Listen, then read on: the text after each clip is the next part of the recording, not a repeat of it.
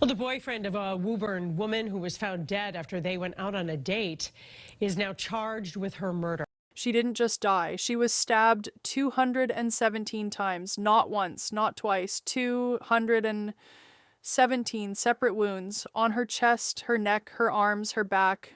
The violence was so extreme, her family couldn't even look at her one last time in an open casket, and the man who did it sat in that courtroom and barely flinched. If you're new here, subscribe to Crime Pocket TV. We cover domestic violence and relationship murders, the cases that don't always get the attention they deserve.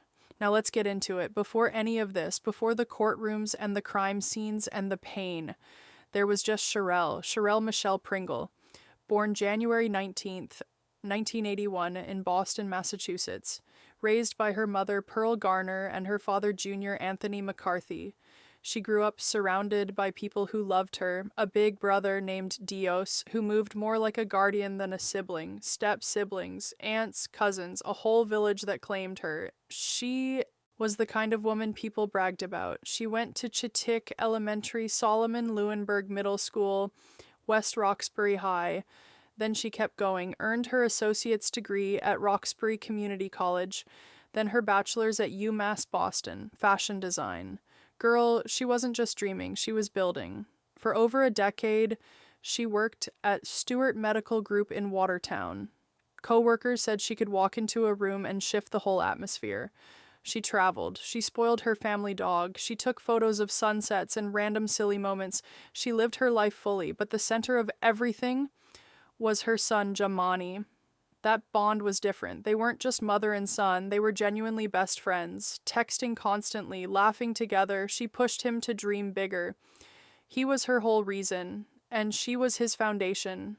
By late 2021, Sherelle's life was finally aligning. She had put in an offer on a home, her own home. It was approved. She was right there, on the edge of everything she had worked for, because that joy is about to get real heavy. His name was Bruce Mabin, her boyfriend at the time. And like a lot of these stories, it didn't start ugly. It started with charm, attention, someone making her feel seen, but somewhere along the way, things shifted. The warmth turned into control. Arguments got louder. Apologies started feeling rehearsed. Then came the break-in. According to prosecutors, Bruce illegally entered Sherelle's home during an argument and threatened her with a knife. Let me say that again. He broke into her home and pulled out a knife. That is not a relationship problem. That is a threat on her life. Sherelle was shaken, but she did something important. She told someone. She texted a friend and said, "I'm done with him." 4 words, so simple, so heavy. Friends said they noticed her energy changing around him, how her voice shifted when he called, how she was quietly putting distance between them, piece by piece. She wasn't just thinking about leaving, she was doing it. She was telling people, she was taking her life back. Oh, so now, here's what every domestic violence expert will tell you. The most dangerous moment for a woman in these situations is not while she's in the relationship, it's the moment she decides to leave. That's when the risk spikes, that's when things escalate, and Sherelle, by December 2021, she was done. She wasn't hinting. She wasn't asking for space. She was firm, clear, finished. December 18th, 2021, she spent that morning with her mother, Pearl, visiting the home she was in the process of buying. They walked through the rooms, talked about paint colors, imagined holidays there. Pearl had no idea she was spending her last hours with her daughter. That evening, Sherelle got ready to go out. She told her family she was meeting Bruce. Maybe she wanted closure. Maybe she believed one calm conversation could settle things before she moved into her new chapter. A cousin later told reporters the two were last seen together around 1:30 in the morning at a Boston nightclub. After that, silence, no text, no call, no check-in, and Sherelle never missed a check-in with her son. If this story is hitting different right now, you're not alone. Subscribe to Crime Pocket TV and hit the notification bell. We post new cases every single day. Now back to it. Her son noticed first. He waited for her morning text. It never came. He called. Voicemail. He texted. Nothing. Messages sat on delivered. He tried again and again. By evening, something in him knew. This isn't like her.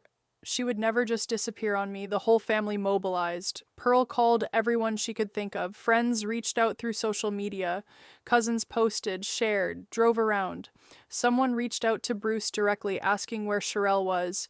He said she left him after the club. Anyways, his last public Facebook post around that time, a missing persons flyer for Sherelle. The woman he just said walked away on her own. Make it make sense. By Sunday, her son filed the missing persons report, and the family felt what Black families across this country have felt too many times. Notice that initial response that sounds like maybe she needed space, she's an adult, she'll turn up. Pearl later told reporters, "It's been pure hell. I'm a mother. That's my child. I feel like my heart has been ripped out." So the family did what they had to do. They searched. Barely sleeping, fear doing the driving. They printed flyers, knocked on doors, retraced her routes. And then her son did something that changed everything. He used location tracking to trace her phone's last signal. It led him to Lynn, Massachusetts. The signal bounced near an intersection, then went dead. He scanned the street, the curb, the gutter, and then beneath a metal grate, inside a storm drain, he saw it. Her phone, cold, wet, cracked. Phones don't crawl into storm drains. This was no longer a missing persons case. The family spread out from that storm drain like a net. If her phone ended up here, then whoever had it passed through this area with her. They drove slow, hazard lights blinking, crawling along the edges of Lynn's streets, crossing into Saugus, scanning every patch of brush, every ditch, every shadow along the roadside. The winter sun was going down. That Massachusetts cold was biting, the wind cutting across the marshland, sharp and unforgiving. And then a purse lying off the shoulder of Route 107 near the Rumney Marsh Reservation. Two family friends, Troy Moore and Dante Webb, spotted it first. They pulled over, got out, walked toward it. It was Sherelle's. They called her name into the marsh. No answer. They walked further. The tall grass swallowed their legs. The mud pulled at their shoes. The cold air stung their faces. But they kept going. And then, in a place no family should ever have to stand, they found her. Not the police, not a search crew. Her family found her. 3 days after she was last seen alive, Sherelle Michelle Pringle was found in that marsh. Her mother's scream, reporters said, was the kind of sound that stays with you, the kind that doesn't need any explanation. Let me tell you something. The medical examiner's report later confirmed what that scream already told the world. Sherelle had been stabbed 217 times. No, let that number sit. 217 separate stab wounds. Across her chest, her neck, her arms, her back. The violence was so extreme, so deliberate, so personal, that her family could not hold an open casket funeral. They couldn't even see her face one last time. This was not a fight that went too far. This was not impulse. You don't stab someone 217 times by accident. That number tells you everything about the rage behind it, the obsession, the possession, the "I would rather destroy you than let you go" mentality. And yet, even with her body recovered, even with her phone found miles away in a storm drain, there was no immediate murder charge, just a crime scene, a devastated family, and one man who had been the last person to see her alive. Suspicion fell on Bruce Mabin immediately. He was the last known person she was with. The breakup text was sent because of him. The knife incident involved him. And now her body had been pulled from a marsh after a night she spent with him. Law enforcement moved to speak with him. While the case was still technically labeled a missing persons investigation, but the tone of everything had changed. December 23rd, 2021, just days after her body was found, Bruce was arrested, not for murder yet, for larceny over $1,200, tampering with evidence, and obstruction of justice. Those charges might sound small, but they are not random. When prosecutors don't have the full forensic picture yet, they use what they have to keep a suspect detained while they build the bigger case. And that is exactly what was happening here. All right, you guys. All right, you guys. All right. Come in here. Alright, you guys. I don't got nothing on me. Alright, I wanted for questioning. I ain't a suspect. I came outside to find my car. My name is Bruce Lee. Okay. I don't have nothing on me, you guys. Alright, man. I'm not hiding, you guys. I never threw my phone away. Okay. I was about to smoke a joint. Yep. This got me on the internet. Crazy. They got you everywhere. I know. This is my girlfriend. Right back in your pocket.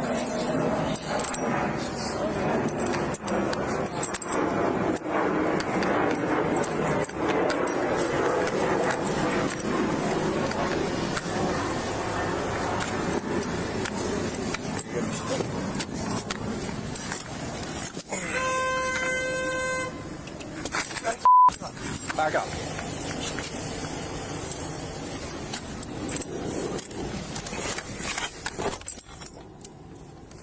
Yeah, sorry about the, like, we're all set. He's in custody over here.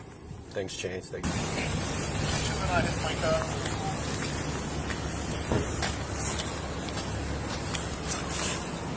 it's running if you want to move it. I don't know if she can get out. Where they want to move back to? Let me call, let me call. No, I'm like, I kind of call a lawyer. Let me take this Because they out. saying, I don't, you know, they saying I ain't no suspect.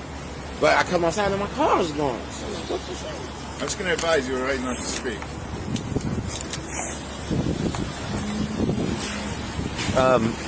Steve's calling, Captain McDonald right now. We're going to figure out what Do I know you? Yeah. That's you? Yep. Man, do that sound like me?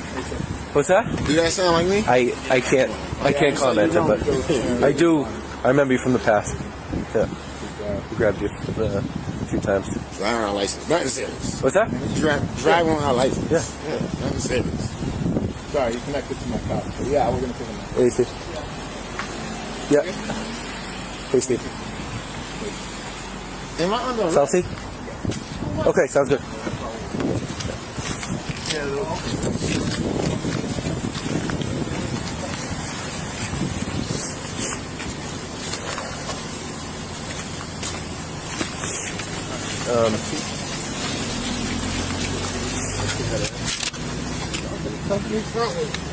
Yeah, we can't do that with policy. Actually, let me double lock this so they don't get tighter. All right, I'll take him back to the barracks. What are you trying to do? Mute it?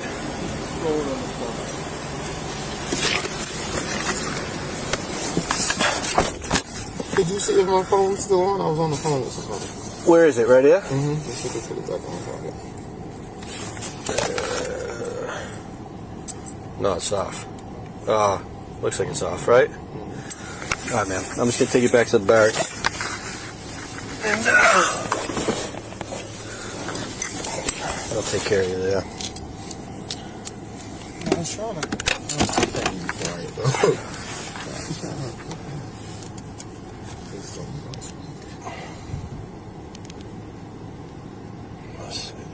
Let's go work.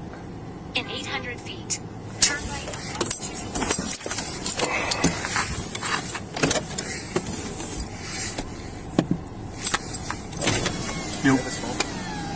What's that? You have his phone? Yeah. Grab it.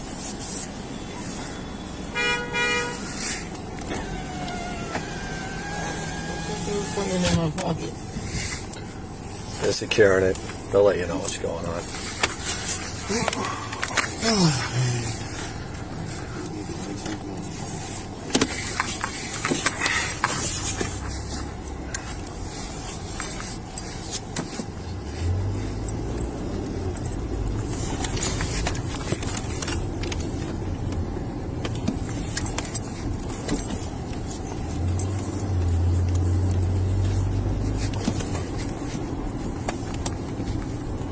So you know, this camera's on, so it's recording video and audio.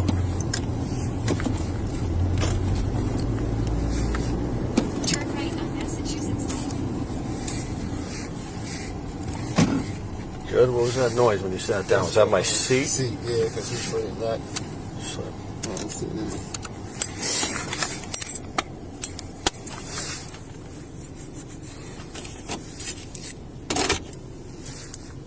Why am don't come to me like this if I'm wanting for questioning. Listen, I got nothing to do with your case. Something different. Yeah, don't ask me. We're just a pickup guy taking you back. There'll be some guys you can talk to back at the station. Could you do me a favor at all? What do you need? I'll try. Depends on what it is. My real girl is about to come meet me. She's probably about to be right there. Your real girl is going to meet you Right there, yeah. where? Outside of? Clams. Tell her to meet me at Clams Seafood. She don't know the area. What do you need me to do? Call her or something? Go. Tell her? Yeah, back down. I'll call her. She's actually right. She's in South Boston. She's in. I'll call her when we get back here if you want. What do I have?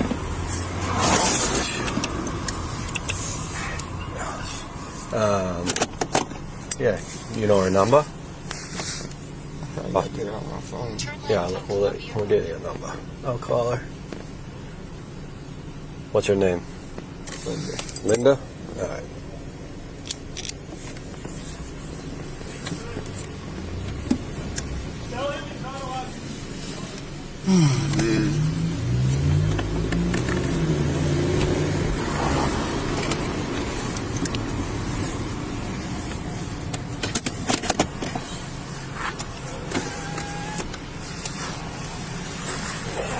So all the cars just be audio on camera now?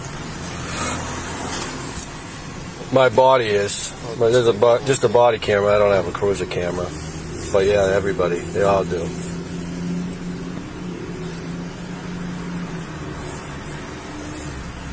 They got me down as armed and dangerous? Who said that? I'm just asking because the way y'all was Who said that? No one said that. No, just the way y'all was acting and reaching, and I'm like, I ain't doing his already. No. Yeah, I ain't doing nothing. I ain't going nowhere. No, you were a gentleman. Where was your girl taking you? She's going out to lunch I or just something? want to talk, yeah. I'm just saying, shit been hot. On fire, I'm on fire. I can't show my face. Everybody knows me in the city, so everybody's talking shit.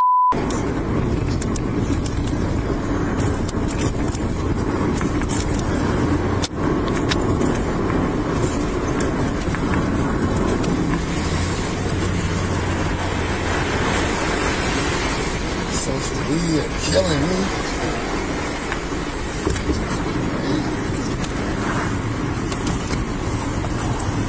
Are the guys already here? What guys?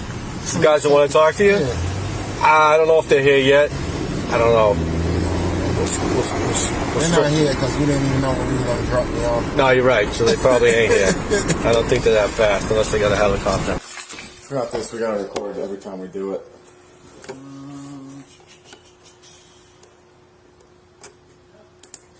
My property's here? Your property? Yeah. Yeah, I got it right here. I'm gonna go through it and log it in all on this. Okay. My phone's still here? I let them go through it. I gave them consent to go through it. I don't know if They might still have it. They might be still going through it. I don't see they the didn't say phone. nothing about that. They should have said, we got your phone. They just left.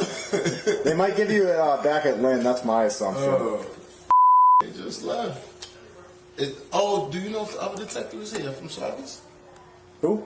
He was from Saugus. He was with them. I'll go check. I'll go see. Because he might have my phone here. Yeah. Somebody got to have a phone. All right, just gotta read your Mirandas, okay? It's just part of the booking, all right? All right. Before we ask you any questions, you must understand your rights. You have the right to remain silent. Anything you say can and will be used against you in court. You have the right to talk to a lawyer for advice before we ask you any questions and to have him or her with you during questioning. If you cannot afford a lawyer, one will be appointed for you. If you decide to answer questions now, you still have the right to stop questioning at any time. You understand what I have read to you. Having these rights in mind, do you wish to talk to me now? All right, we're just doing bookings. Yeah. So. All right, are you a lefty or a righty? I just need your signature. Right. All right, you can just chicken scratch it right here. It doesn't matter.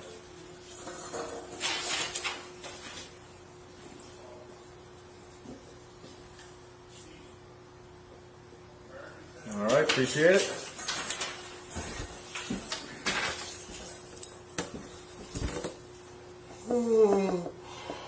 Excuse me.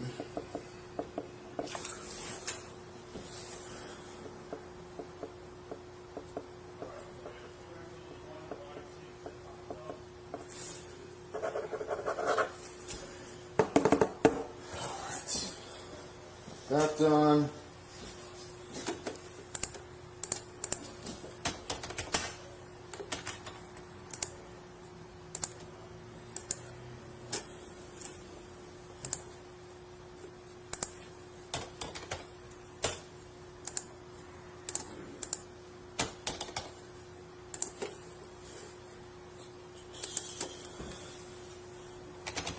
And then just for the log, who was it that you called on the phone? My girlfriend. Girlfriend? Yeah. All right.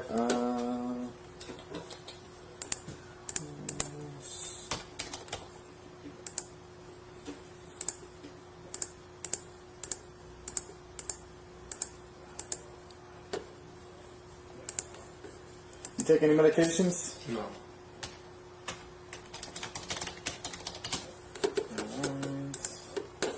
So suicide prevention questions. Has this person taken any medications or drugs recently? No. No? Okay. Have you ever been under psychiatric care? No. Alright. Have you ever previously attempted suicide? No. Alright. Are you contemplating suicide? No. Alright. What you know, they said I was dead too. They said I killed myself. Isn't that crazy? They had a picture of me. They had a picture of me on the internet inside the graveyard. Like that's where they found me. Huh. That was crazy. Alright, come around with me.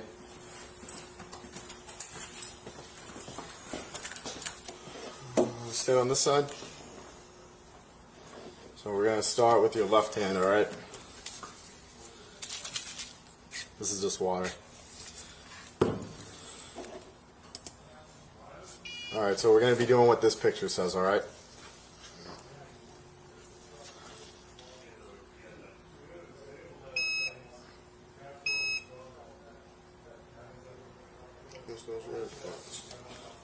It's just, yeah. Alright, on the right hand.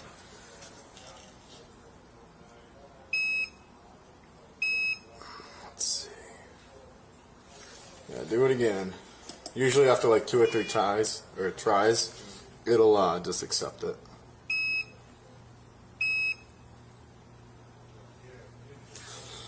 We just override it. Alright, so like karate chopping it, or the rider's edge.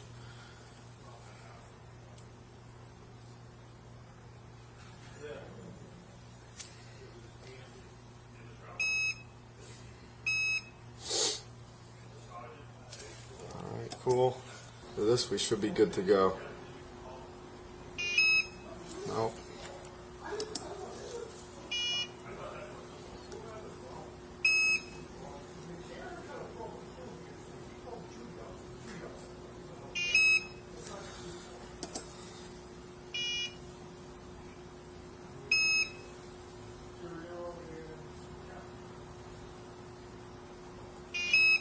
Here we go. There's no match found for me? What's up? No, no match found. Get out of here. I know. Not Alright. in the system? Nope, just stay right here with me.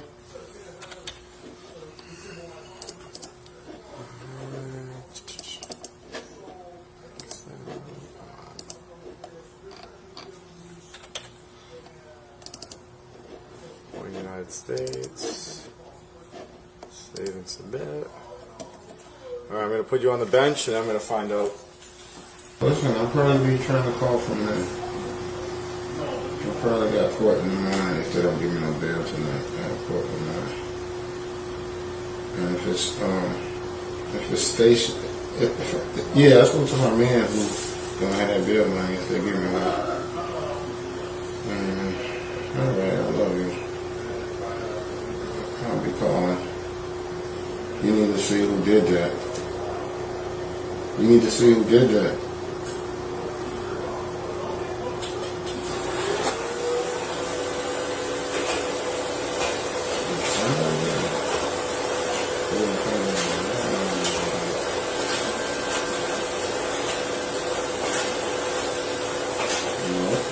No.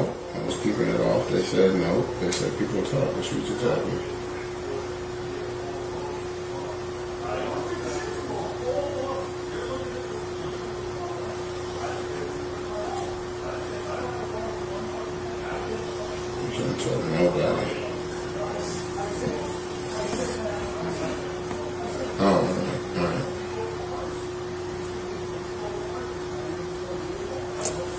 Yeah, but if she say that, she might say that to somebody else. She's like, I'm just making sure that they're in my house. You know what I'm saying? Not knowing what she's doing. Not knowing that she's doing that.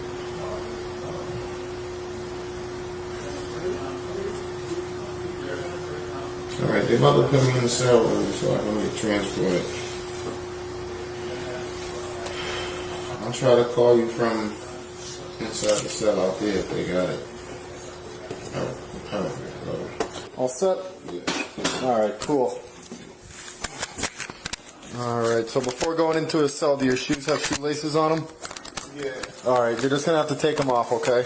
Shoes? Yep, your shoes, anything that has drawstrings, alright?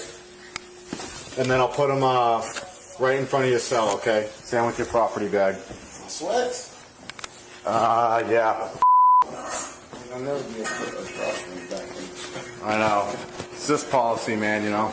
I ain't suicidal.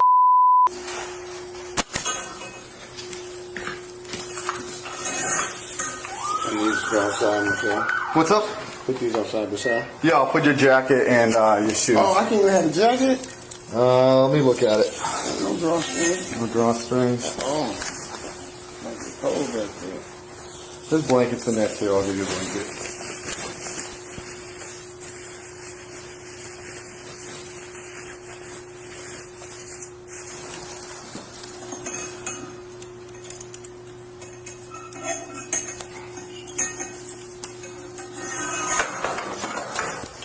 On this way? Yep, 1 second. Yep, right after you.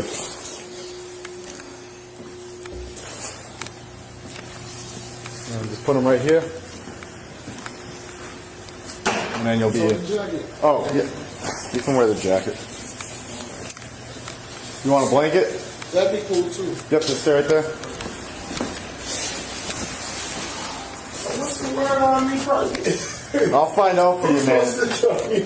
I'll let you know, man, alright? His defense attorney stood up in court and said, and I quote, "He did not kill his girlfriend. He's denying that. He's denying it, absolutely." Oh, so now he's denying it. Okay. Meanwhile, the family showed up to that courtroom deep. Relatives, friends, everyone wearing buttons with Sherelle's smiling face. And when they came face to face with Bruce Mabin in that room for the first time, one family member didn't hold back. She's gone before Christmas. Leaving her family, man. What are you talking about? Never mind him. She's gone before Christmas. That line hit different. Because it's true, while lawyers were talking procedurally, while dates were being continued and hearings rescheduled, Sherelle was gone. Before Christmas, before she ever got to unlock the door of her new home, the prosecution's filing began filling in the details the public hadn't heard yet. The illegal break-in, the knife threat, the "I'm done with him" text, the fact that she was last seen with him hours before she vanished, and the detail that sealed it: her family found her body by tracking her phone. A phone Bruce never once reported missing, never once mentioned. Like, you were the last person with her and you said nothing about her phone being gone? Make it make sense. By January 2022, the inevitable happened. Bruce Mabin was formally charged with murder in Lynn District Court. He was held without bail. A grand jury later indicted him, pushing the case up to Essex County Superior Court, where he would face the full weight of a first-degree murder charge. For Sherelle's family, every time they heard the word alleged, it landed like a slap. Alleged, even with a body in the marsh, even with handcuffs already on. The system still said alleged, but her family, they knew what happened to their person. There was nothing alleged about that. The investigation had its setbacks. Building a murder case of this magnitude takes time. Forensics, witness statements, reconstructing those missing hours between the nightclub and the marsh. The family felt every single day of that wait. Pearl later described it as pure hell, years of grief with no resolution in sight.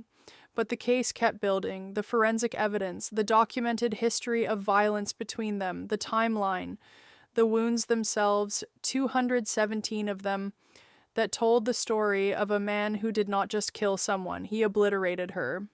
And in doing so, he left a trail of evidence that would eventually follow him all the way to a courtroom in Essex County, 4 years later. We're getting to the trial, and trust me, you don't want to miss what Pearl said in that courtroom. Before we get there, if you haven't already, subscribe to Crime Pocket TV. We cover cases like this every single day. Now let's finish this story. Late 2025, Essex County Superior Court, 4 years after that marsh in Saugus swallowed the worst night of their lives, Sherelle's family walked back into a courtroom. And they came deep, dozens of them, filling those benches day after day, mothers, cousins, friends, all wearing buttons with her smiling face looking back at the room. Bruce Mabin sat at the defense table, staring straight ahead. The prosecution laid it out clean. The break-in and knife threat showed a pattern of escalating violence. The "I'm done with him" text established motive. Sherelle was last seen with Bruce the night she disappeared. Her body was found 2 days later. And those 217 wounds, the prosecution argued, demonstrated extreme atrocity and cruelty, which under Massachusetts law qualifies for first-degree murder. This was not heat of the moment. This was controlled, deliberate rage. The defense pushed back, arguing prosecutors couldn't prove Bruce knew Sherelle was ending things or that he planned anything in advance. But here's the thing. The body told its own story. You don't need a confession when the evidence speaks that loudly. 217 stab wounds don't happen in confusion. They happen in intention. Family members took that stand and walked the jury through everything. The frantic search, the phone in the storm drain, the purse on the roadside. The moment they found her, the courtroom cried with them, because you can't hear that story and feel nothing. Then the jury went out, and when they came back, the room went dead quiet. Madam Foreperson, has the jury reached a verdict? Yes, Your Honor. On the charge of first-degree murder, how do you find the defendant, Bruce Mabin? Guilty. That word landed like a stone dropping into still water. Sherelle's mother pressed both hands to her chest. Her son, who was just 19 years old when he helped find his mother's body, bowed his head, then looked up, determined to watch this man face what was coming. Judge Thomas Drexler sentenced Bruce Mabin to life in prison without the possibility of parole at Sousa Baranowski Correctional Center. Essex County DA Paul Tucker called the crime senseless and atrocious. Bruce barely reacted, but Pearl stood up, and what came out of that woman's mouth was 4 years of grief, rage, love, and truth all at once. You don't deserve to be walking here. You will get what you deserve, because God don't like ugly. I hope you rot in hell for what you did. 217 stab wounds at night alone, and just cry. When Sherelle was murdered, a piece of me died with her. Jerk, you bum, you scum, you're an idiot.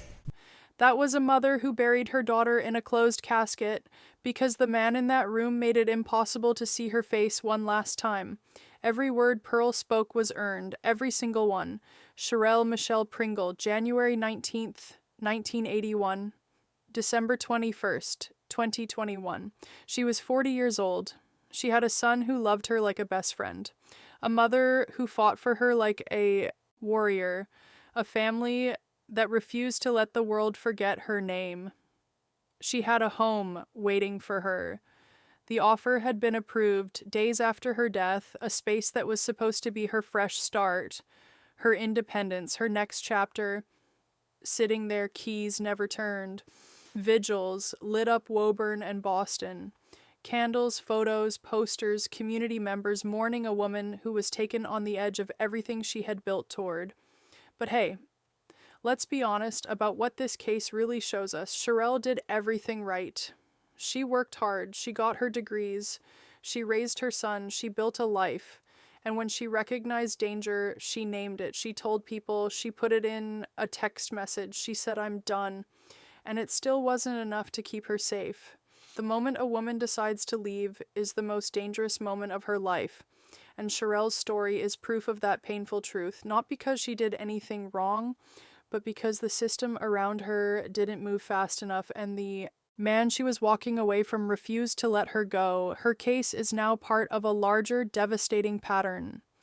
Black women going missing, families having to conduct their own searches, communities feeling like their missing persons reports don't carry the same urgency. Pearl said it herself. I feel like the police should be doing much, much more. That is a sentence too many mothers in this country have had to say. Sherelle's name deserves to be remembered, not just for how she died, but for how she lived, ambitious, warm, a natural leader who always kept her foot on the gas, a mother whose son carries her fire forward every single day. If you are in a relationship where you have felt that shift, where the warmth turned into control, where apologies started feeling rehearsed, where you found yourself making excuses for behavior that scared you, please reach out to the National Domestic Violence Hotline. You don't have to wait until it gets worse to ask for help. Sherelle's story is a reminder that waiting can cost everything. If this story moved you, and I think it did, please subscribe to Crime Pocket TV right now. Hit that notification bell so you never miss a case. We post every single day covering domestic violence, relationship murders, and the stories of people who deserve to have their names said out loud. Drop Sherelle's name in the comments. Let her family know she is still being talked about, still being honored. We'll see you in the next one.